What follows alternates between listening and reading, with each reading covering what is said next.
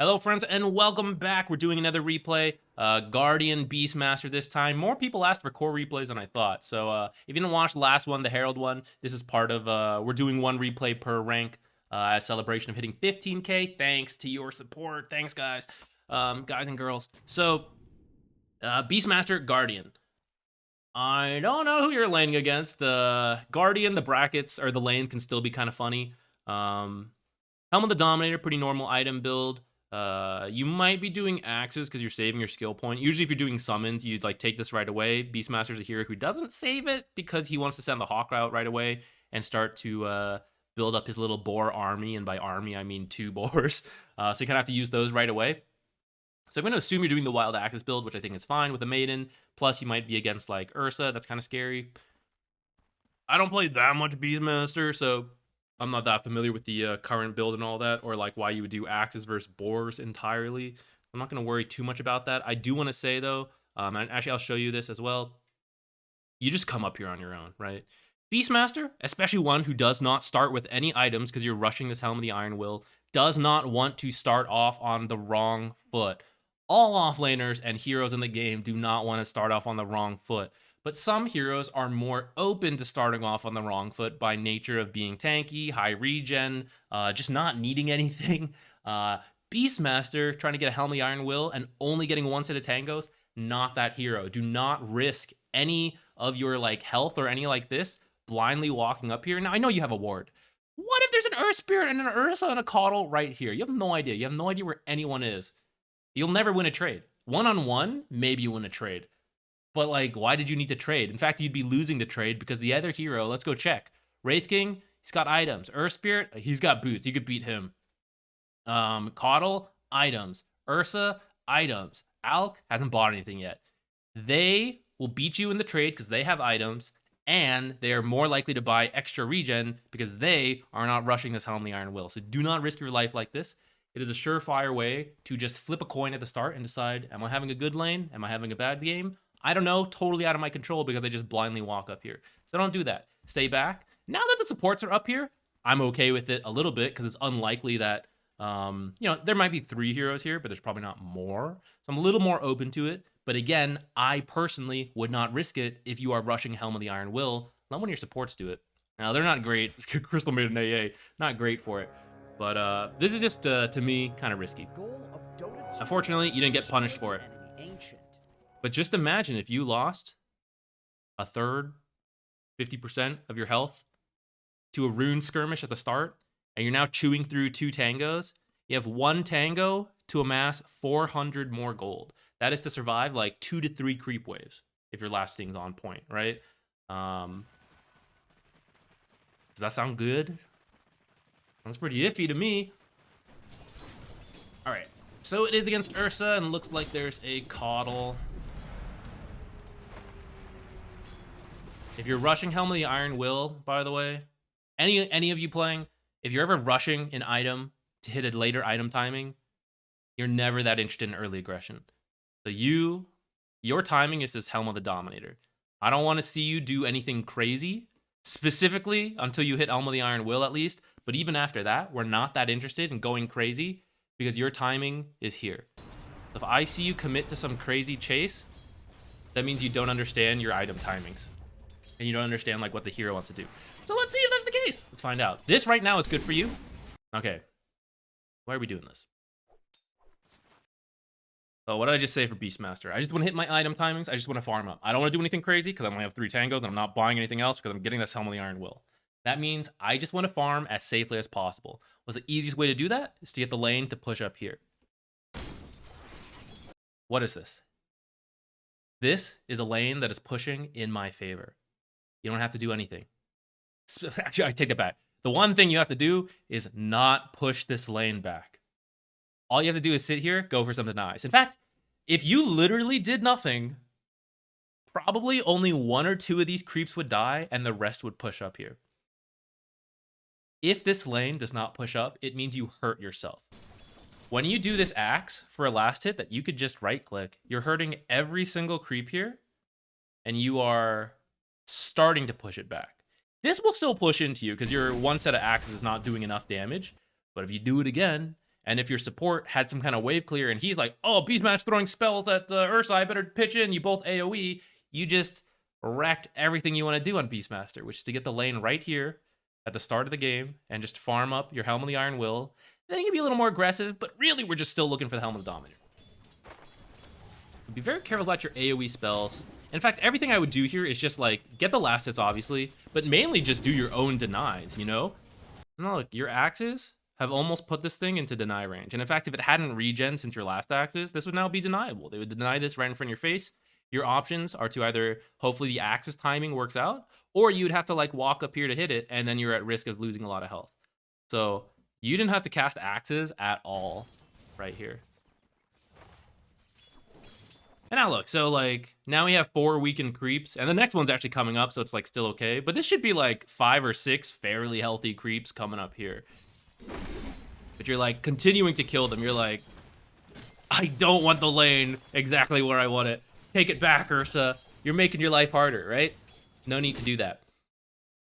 You still want the lane to push, but you want to get this range creep? Step to the side. Don't let your axes hit all the other melee creeps. You are at least getting the farm you need, though. They weren't really punishing you too much.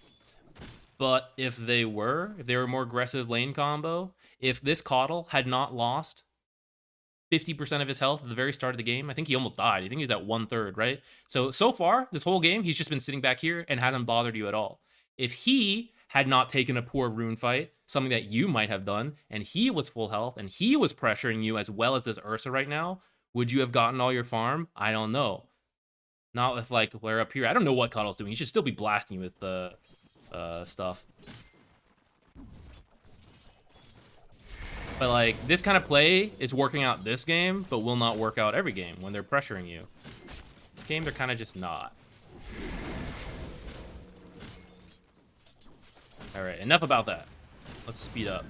You are getting your Helm of the Iron Will. I feel like you're using axes more than necessary, too, by the way, because you have a Maiden. So you can, like, use a bit more, but, like, still, like, you know, don't want to go, like, too far out. Absolutely no mana.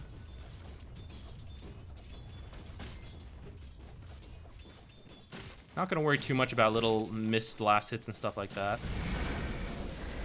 Raindrops for the Coddle Blast, I'm down for it. I might do either in addition or in replacement a magic stick, because every time this guy casts like Illuminate Chakra Magic, he's getting a bunch, and even if he's not the one using it, like he's using it on his carry, who Ursa should cast Earthshock, you know, here and there in the laning stage. So a stick could help you, but I do like the raindrops against a Coddle. Getting that last hit's good.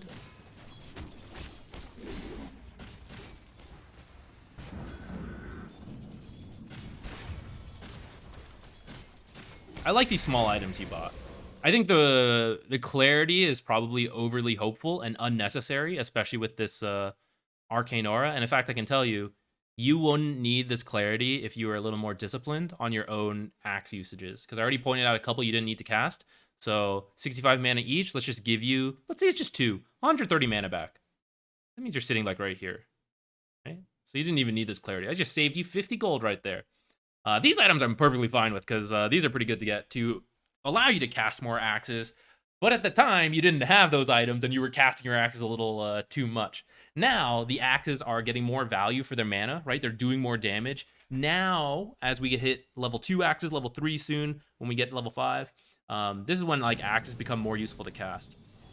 Level 1 axes, if you can like zone the enemy, sure, or like if you need it to get certain last hits, sure. But that wasn't really the case when you were using them. I guess you hit Ursa a couple times, but it was like, it's kind of unnecessary because the lane was already pushing into you.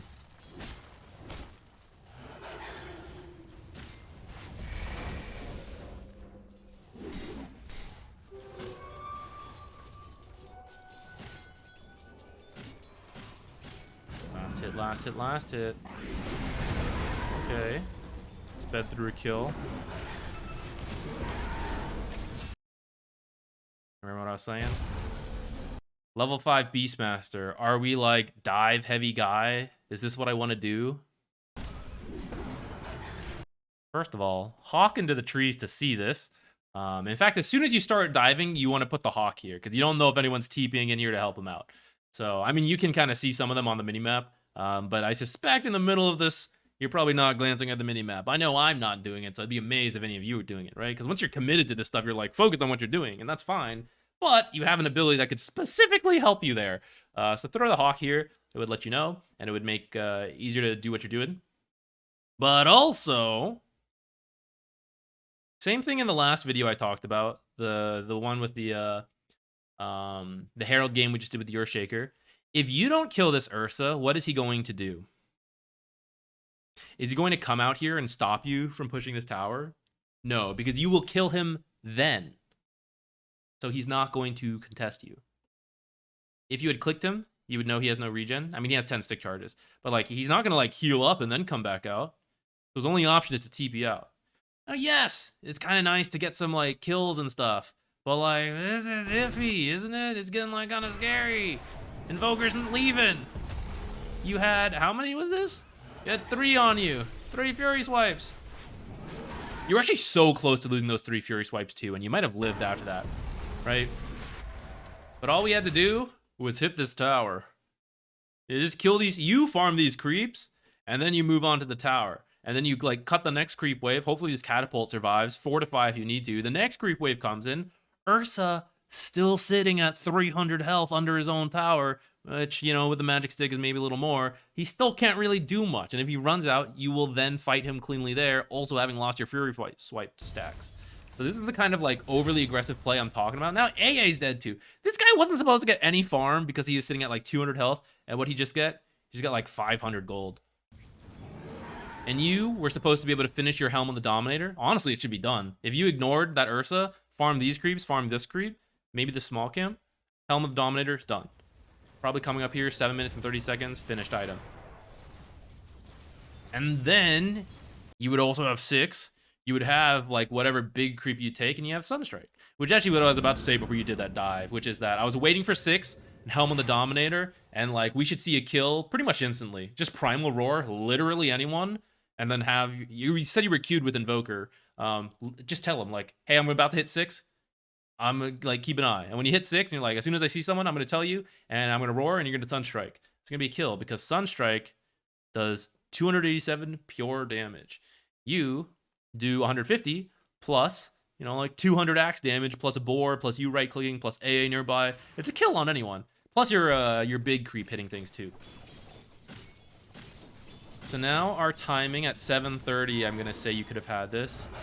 Now it's going to be... Oh, getting into more stuff. Careful.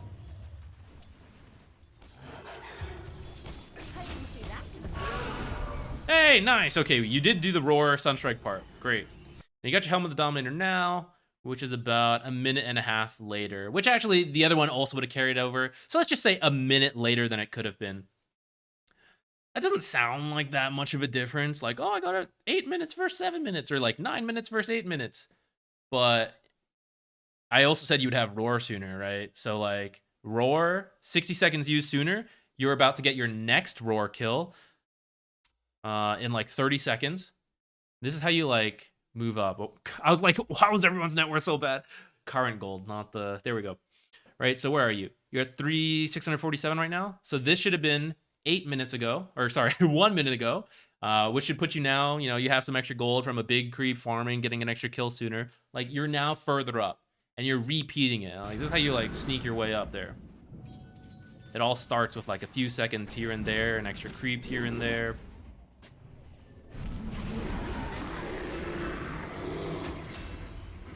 Don't have Roar, so we're not that strong right now. I didn't quite want to get involved in that fight there. Chaos Knight came down here, which is a little awkward because you're dead. I think... This is the catapult wave. This is the catapult wave. Oh, CK left. Okay, just TP back down here.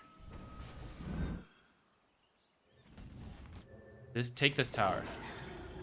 Take this tower with the catapult. Don't farm. I mean, you can farm it, but like your catapult wave, you have to deal with this creep wave, and you have to like zone this coddle. By the time you get here after farming that, The wave is dealt with, and there goes your catapult. Womp womp. Now, this tower's pretty low, so you might still be able to get it. But you could have taken that tower and then farmed that hard camp. And the big difference is that you would still have a catapult to help you out. Your big creep that you stole would tank for the catapult. Even as Coddle blasts everything else and kills him, your big creep has enough health to survive that blast plus several tower attacks. And that is the difference of your catapult taking the tower or not. And this is still going to work out. Okay, that roar is a little bit overkill. That Coddle is going to die.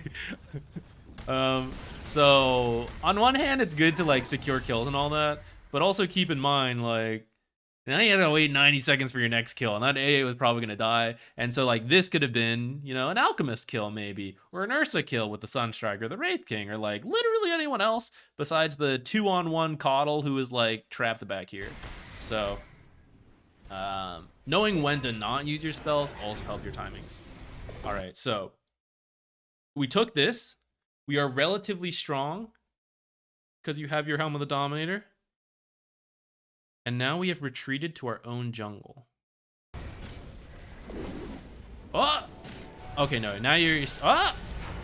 Okay, but you're only here because the fight broke out. Otherwise, I bet you would have sat in your triangle and continued to farm. What is the difference between farming here and farming here? I can tell you can farm here because 4 heroes were top off of that Coddle kill because they killed whoever it was up here. This whole bottom half of the map is open. And you're continuing to farm your half of the map. That means your team is continuing to split 50-50 along this river. Everyone is feeling like, oh, this is my half of the map, I farm here. They're like, oh, this is my half of the map, I farm here. If you hit your item timings, and they hit their item timings, there is no advantage. Unless there's a natural draft advantage.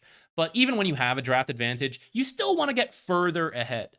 And if you're just always splitting farm 50-50 with the enemy, you're not getting ahead. You're keeping even. And this is when people say like, I'm hitting all my item timings, and I'm like, you know, I'm getting so farmed and I can't carry the game. Game sucks. It's because the other guy's got 20k too. There's no point in being 6-slotted if the enemy's also 6-slotted, right? That's not hitting your item timings and like winning. That's just everyone farming their own half of the map. So you should be stealing their farm. And then after they zone you out because they bring heroes, then you come and farm your own half. And then they're sad because they're like, oh, wait, there's nothing here for me to farm. And now you've been farming the whole time. And that's how you end up 500 gold ahead of the enemy. Beastmaster's a pretty strong guy, and he's a pretty fast farmer, and he has this hawk to provide vision for him. So you should still be down here farming all of this, getting ahead of the enemy. I don't want to see you in this triangle unless they have kicked you out of the bottom lane. And at that time, they had not kicked. You just like left.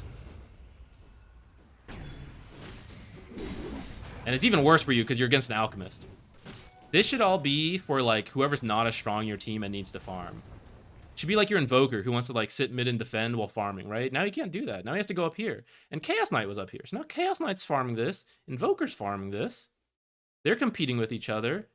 You're getting your item timings. And the enemy is doing the exact same thing, except Alchemist has a natural farming acceleration.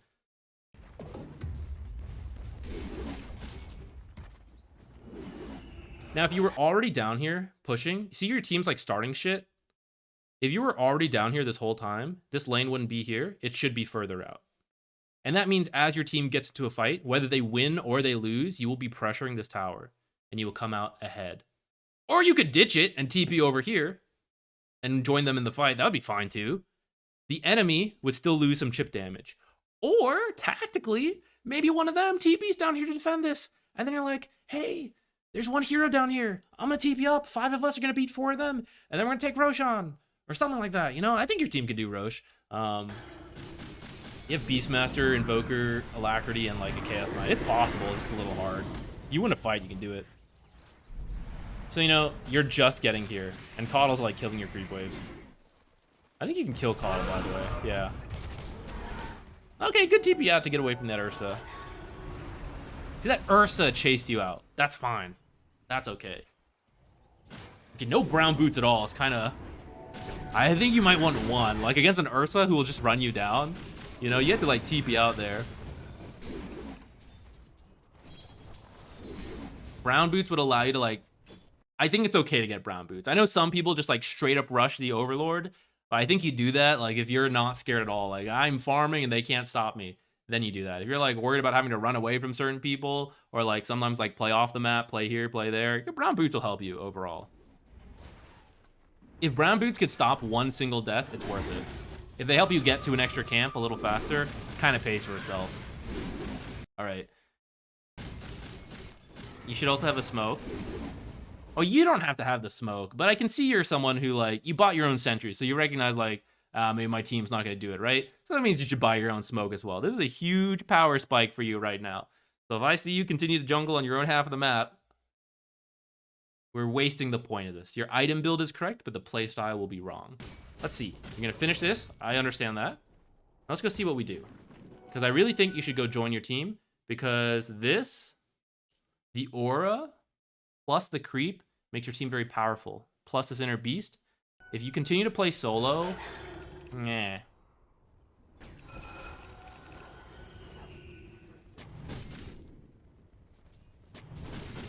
Okay, coming here and doing some de-warding yourself. Lost Roche. Roaring a support. It's not the end of the... It's like, it's okay, but like... If you were with a team, the Maiden could have slowed and frostbited the Earth Spirit, and you could have killed them. The AA could have, like, you know, Cold Feet plus Ice Vortex. You know, maybe that's enough. And you don't have to use Roar on, like, a support. You can save it for a core. Now we're with the team, but we don't have Roar yet. You know, gotta wait a little bit. Oh, stealing some stacks is pretty good. Maiden ult, sure. Working on a BKB. I don't mind. Cool. Yeah, that's a good roar.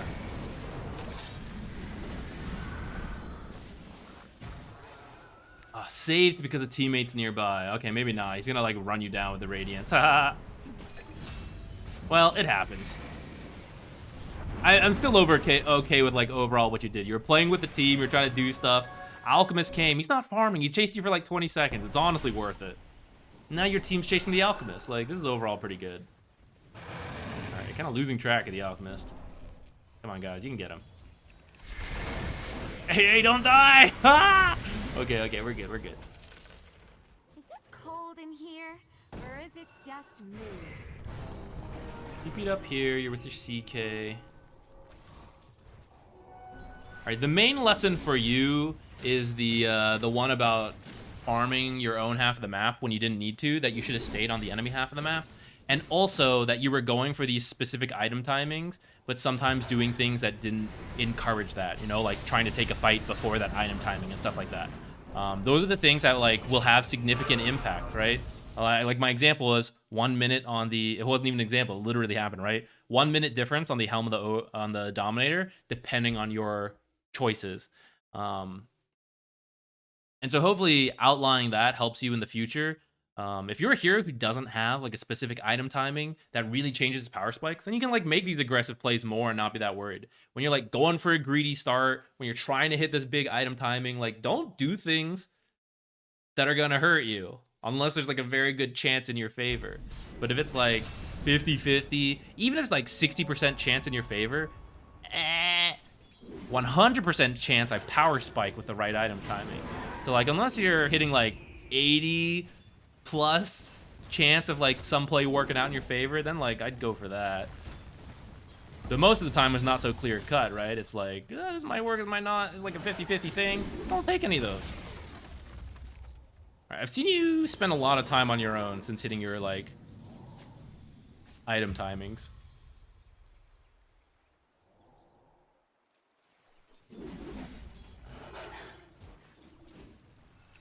Beastmaster really only wants to be on his own. After you hit that Helm of the Dominator, you kind of want to keep playing this area a lot on your own. Take this bottom tower, which was also a little delayed because you were going for the Overlord in your own jungle. But like that is the time you play alone. Is that with that Helm of the Dominator, finishing up your next item, playing in this area. As soon as you hit this, and you have your other stuff, there's a lot more team play on Beastmaster. Which I think you've still been doing like a bit of a mix. Like for example, we should be smoking. You have Roar, you get your creep. We're continuing to like split farm 50-50 against an Alchemist. Like, Now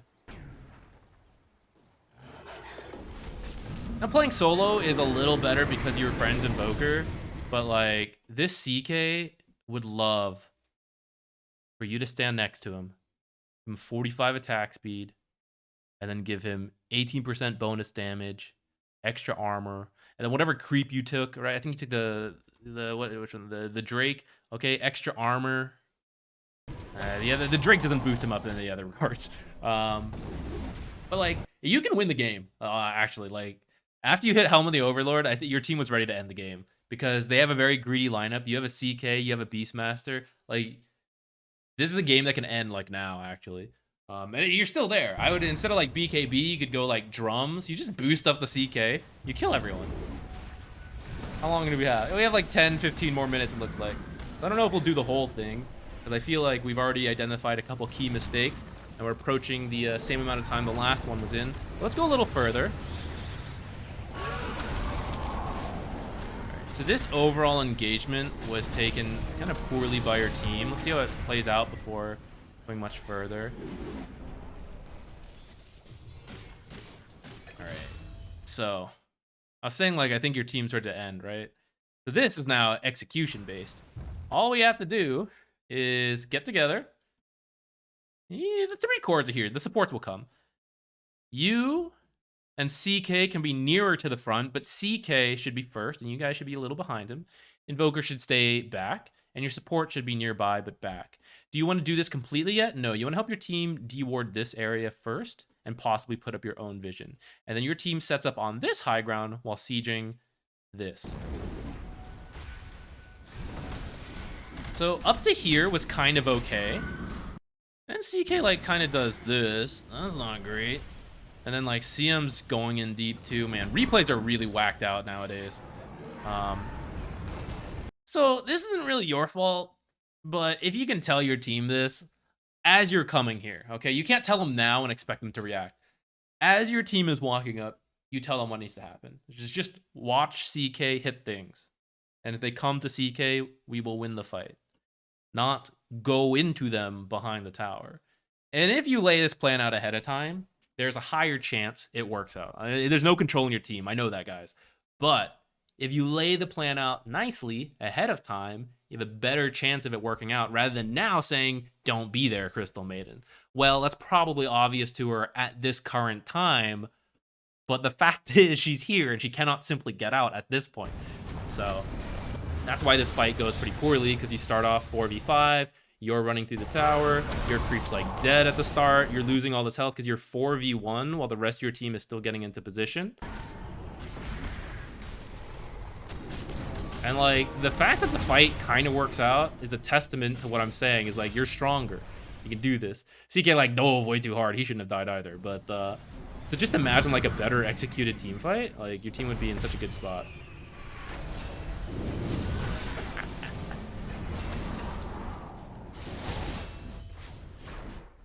All right, at this point, Alchemist is getting what he needs. Getting a Nether Aegis, which your team has the potential to do Aegis first. Especially you take this bottom tower, push into this tower, get your Helm of the Overlord, and then just start playing top. Be good to go. It looks like it's snowballing out of control, and your team might lose. Just kidding, there's like 10 more minutes in this game. Holy, what's going on? Let's find out. But those are the key lessons, I think, and we will stop relatively soon. The fact that it's an even game is still in your favor, by the way, because there's an Alchemist. It means you're winning. Now, you don't know that in the game, but you should have like a feeling for it. And it doesn't even need to be this close. Like if you change your decision making a little bit, your team will be much more in the lead.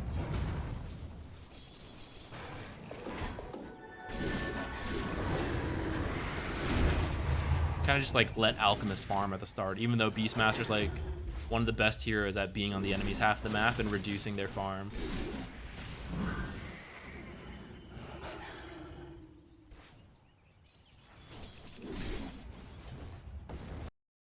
Even now, if you were all to group up, you would still win fights so long as they're like cleanly executed.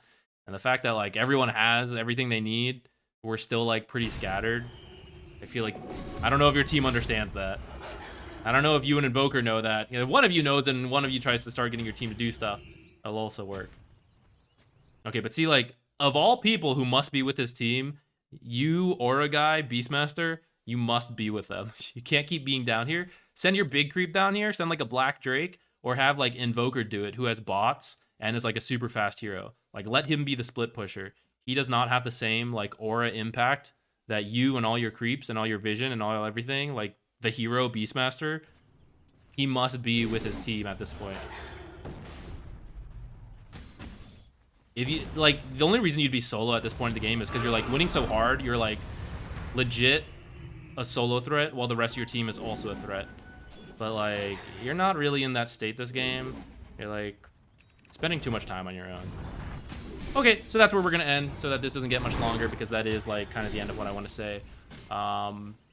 So recap. We already did the recap earlier, so I'm not gonna recap the recap again. But hopefully that was helpful. And can smoothen out your Beastmaster gameplay with that. Okay, thanks for watching. We'll move into the next one.